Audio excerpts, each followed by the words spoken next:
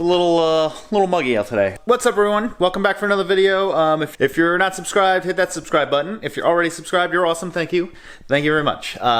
Today, I'm gonna do the continuation of the lift, well, the front leveling / lift kit thing I did on the Colorado ZR2 yesterday. I don't know if it was the last video or not. I don't know which order I'm gonna post these. But lift kit is completely in. Front lift, front coilover conversion is completely in. What I'm going to do today, I have the differential drop. So I spoke about it in the last video. Hold on, let me show you. This place is a mess. So this is the aftermath of yesterday. I didn't get a chance to clean anything up because it's kind of in a rush. Kind of like finished it and then left the house. Had to run. But yeah, this is the differential drop. It's 1 inch spacer. Well, 2 of them and 2 bolts. Should be very simple. And then I got the spanner wrenches over here. Gonna probably wind up cleaning all this stuff up first. And you gotta move the cars out of the garage. Don't necessarily have to move this car out, but truck's large and we're gonna move it out.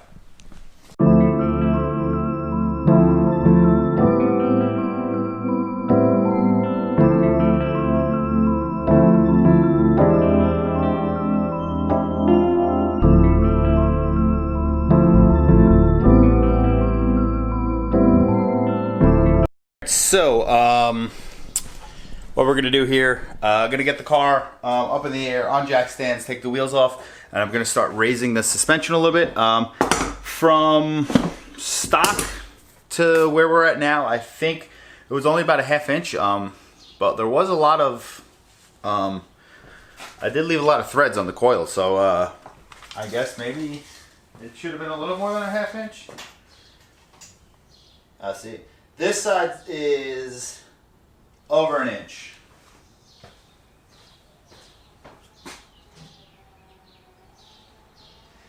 Rear is 38.5 and front is 38.25. So this side's not that bad. It's only needs to come up about 1/4 inch. Judging how the measurement is right now. 38.5. It's really like 38 and like 3/8. And we're at about 37, almost like 37.5 over here. So they were spaced out the same amount, but it looks like I'm gonna have to go up even more on the driver's side than the passenger side. So I mean, it kind of almost looks like it's sitting like this, but we don't know. So I'm gonna jack the car up. I'm just gonna start raising. Definitely gonna raise the driver's side. Passenger side, I'll probably do a couple turns. It's probably gonna be extremely hard to adjust them because this isn't a legit coilover system. It's I mean, not like I'm used to on a car, where the whole coils, the whole strut assembly slides into the body of it, so you raise and you don't like change any spring rates. This you're kind of like tightening the spring to get the lift, so it's going to be harder because it's going to be compressing the spring more. But let me start doing this and then we'll get into the differential drop. Now I have measured these multiple times just to make sure it wasn't like just sitting weird at multiple different locations, and driver's side was always a little bit lower. So even though the assembly is spaced out evenly on both sides, let me just show you. I don't know if we got enough light here.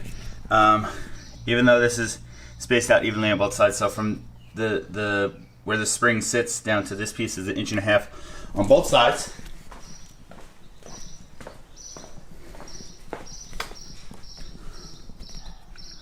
Both sides. Passenger side sits higher, so I'm just going to raise driver's side a little bit. I got to do passenger side a little bit too. Hold on. So it might be, we're going to focus here. Hello. So it might be a little difficult to do these with the tools and get a rotation out of them. We'll see. But you got 2 different size ones. If you look, they're different shaped. Smaller one is for the bottom set. We're hitting the sway bar there. And then the larger one is for the top. Just if you want to go up, you basically turn this one counterclockwise. If you want to go down, clockwise. So let me just try to do this a few times and see where we end up. Way too hot for this today. Passenger side, I raised up a 1/4 of an inch because it was already close to being level with the back. Driver side, I raised it a 1/2 inch. Probably could go a little higher. Gonna leave it like that for now. This is the setup I'm working with. Could probably figure out something on the passenger side, but driver side, setup I'm working with right here. Small spanner on the bottom, wedged a piece of wood between the spindle hub thing and that, just to have a bite on it at all times, and you don't have to hold that one. And then just take this wrench, put it on, and you just gotta push. It takes a lot of effort. My hand's killing me, but gonna leave it like that. Probably gonna throw the wheels back on. And once again, I didn't get an alignment just yet from, well, obviously I only did the kit yesterday, but I want to get the right height where I want it first. Then I'll wind up going for the alignment. Gonna try not to take any long trips. Might have to take the truck to work once or twice, but it is what it is. I do want to get new wheels and tires, so if the tires get messed up, oh well. Throw the wheels back on this thing, and gonna start looking at the differential drop. The setup that I'm working with right now with the jack stands, it's kind of right where the differential is, so I might have to. Actually, I'm not sure if we're gonna throw the wheels back on, but I probably have to move the jacks if it's even possible. Jacks I have are a little on the small side. That's why I have the jack stands are a little on the small side. That's why I have the jack under also, just like assisting it a little bit. Watch the video on the differential drop. So it looked very simple. I think I just need like a 22 millimeter wrench, socket and wrench, possibly the breaker bar to crack them loose. Put the spacers in, put it back in. So let me just look to the area that I have to be. Let's get under here. Got some light under for you. Alright, so what we're looking at here, axle this is a passenger side axle. We got this bolt right here. This one right here. On the other side, there's this one back here, but I'm gonna actually see if I could do it without loosening that one. But all you gotta do, you gotta take that bolt out. Actually, I might have to, I don't know yet. We'll see. I might have to take this out. Don't really want to, but I might have to. Let's see, hold on. But yeah, very simple. Otherwise, I will let you know if I come into any problems. But take this bolt out, take the other one out. Might have to loosen this one. That's the back one for it. It drops down. You put the spacer on the top side, send the bolt back through, tighten it, and you're done. If you look through all this stuff, right there, I took that bolt out. Where they at? Took this bolt out right here. Gonna try to do this. It actually dropped down very easily, so let's see. I'll put the spacer in and then tighten it back up. Gonna try to do this without moving the camera.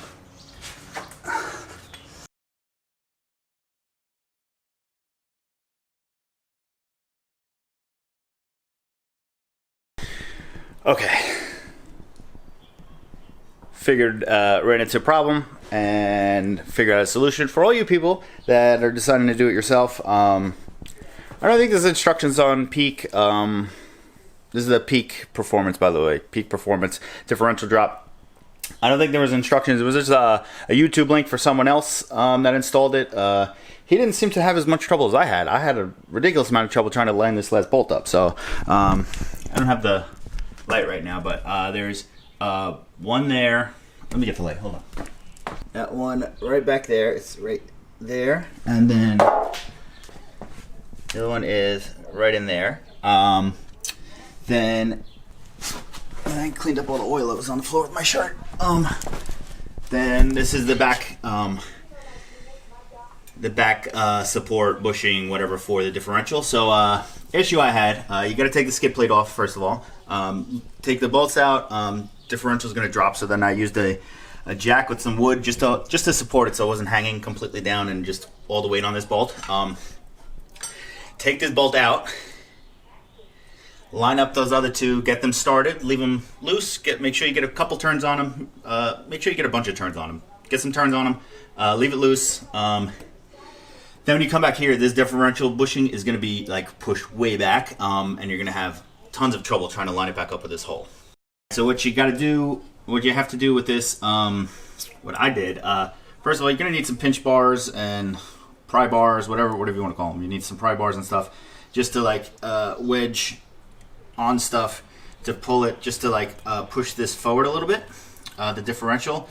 But what I also did, I took these 2 bolts out. This was after a while of struggling, and then I figured out, then I noticed these bolts were here. Took these 2 bolts out. I took one of them out, loosened up the other one. You don't have to drop this completely, but put a pry bar in there, drop it down to give yourself some room. So you drop down like this little subframe piece. Then you do your prying, get your bolt through, snug it up, tighten it up all tighty tight, tighten it up nice and tight. Then you can hammer this back up or put the jack under it, line these back up, put these bolts back in, those in, tighten up your other ones. Tighten up your other ones, and then you're done. So my struggle is your gain. So yeah, easiest thing I came up with was dropping that piece of frame low. You don't even have to take it completely out of the car. Drop it down a little bit. Make sure you keep it in like the channel. Get bolt through the differential. Tighten that. Hit it back up. Tighten it. Then all your bolts are in. The way the drop works, it drops the front of the differential down, but somehow it pushes the back end out. It's weird. It changes the angles. I guess technically, if the differential was hung on the bottom of that railing, you could put another spacer in there to drop it down more, but you can't move that anywhere. If you're able to lower that piece of the frame somehow, it would work out better, but there's no reason to do that. So do those steps and you'll have no issues. It'll go a lot faster than I did, because actually, when I went to go tighten the driver's side one, I didn't realize I had the impact gun on reverse. Took the thread out, had to do everything over again. But doing it over again, it took literally about 3 minutes to get everything in. Learn from me.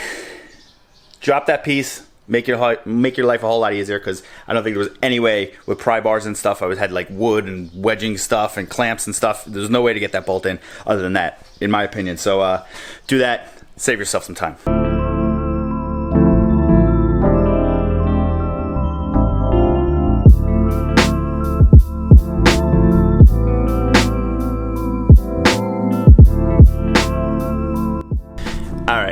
Like I said in the last video, the springs, I mean, whatever. They're probably still settling.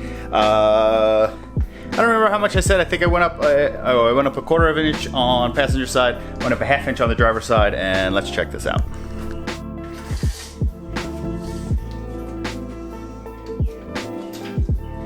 We're about 38.5. Check the rear. Rear we didn't touch, so it should be about the same.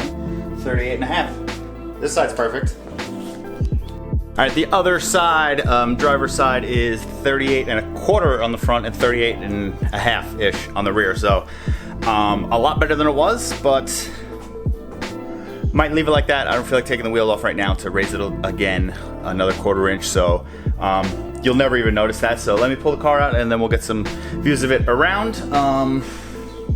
Differential drop was a pain in the ass.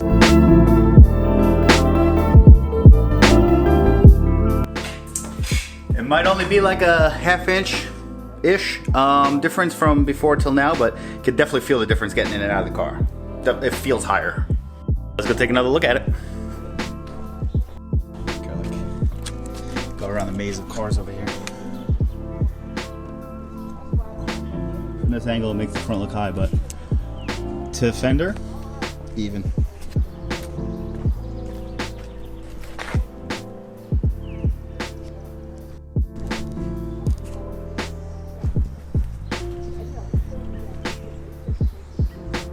Not bad. Not bad. All right, so let's try to look this way just so it's gonna fall. I don't know. Let's look at like random stuff over here. All right, so there you go. You got tires. You can look at that.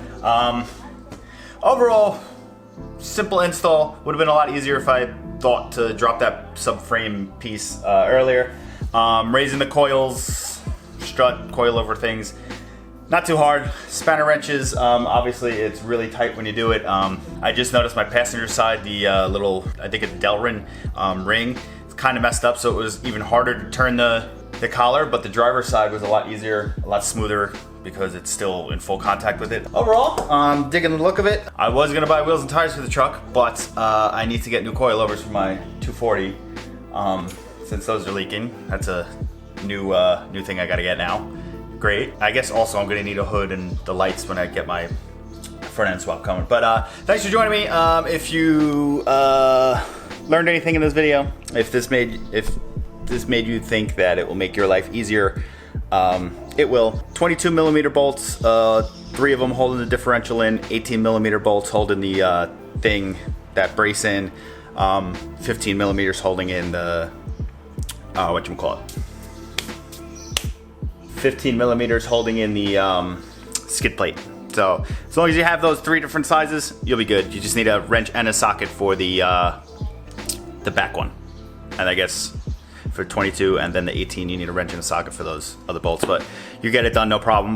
You could probably even do it without doing the lift kit. I mean, it's just gonna straighten out the axle angle. But whatever. Thanks for joining me. I don't know what else we're gonna do on this truck. Like I said, the only other thing I wanted to do really was wheels and tires, but that's gonna have to wait for a little while. If you are new to the channel, if you're just watching this because of that, I also have a 1996 240SX that's swapped with the RB25 engine, fully built engine. Did it myself. I do have a build series on it. It's making 535 horsepower. Also have a 1991, well, it's my wife's car, Mercedes-Benz 190E that we're gonna start doing work on. We've got some wheels and tires for it, suspensions coming and all that good stuff. So if you are interested in any of this stuff, feel free to subscribe. I appreciate it, and I will see you on the next one. Like, comment, and all that stuff. Bye.